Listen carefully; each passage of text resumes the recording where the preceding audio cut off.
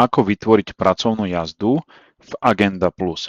Kliknem na tlačidlo Nová jazda, vyberiem vozidlo zo svojho zoznamu vozidiel. Miesto začiatku jazdy sa automaticky predvyplní podľa nastaveného miesta parkovania vozidla. Zadám účel jazdy, napríklad doručenie tovaru zákazníkovi, kliknem na tlačidlo Vytvoriť jazdu. Následne začnem pridávať jednotlivé zastávky. Kliknem na Pridať zastávku.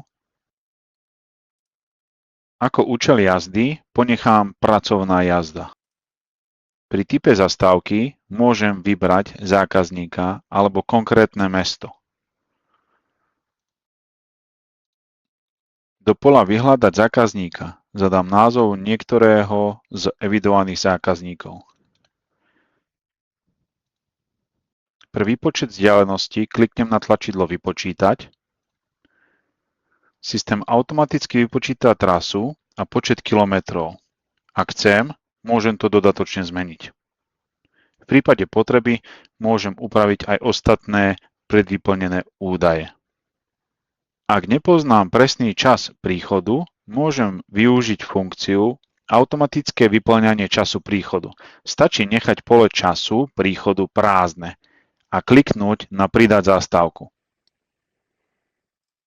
Systém ma upozorní, že čas príchodu nie je vyplnený a zároveň navrhne vypočítaný čas príchodu. Kliknem na Použiť vypočítaný čas. Následne sa zobrazí upozornenie na nesúlad vzdialenosti, kde vidím pôvodný aj nový stav tachometra vozidla. Kliknem na Áno upraviť. Systém ma informuje, že koncový stav tachometra bol automaticky aktualizovaný. Stav tachometra je možné dodatočne upresniť podľa skutočnej hodnoty z vozidla. Pre uzatvorenie pracovnej jazdy je potrebné zaevidovať aj cestu späť.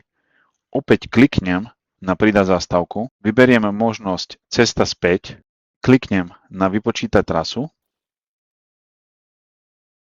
následne Pridať zastávku a použiť vypočítaný čas.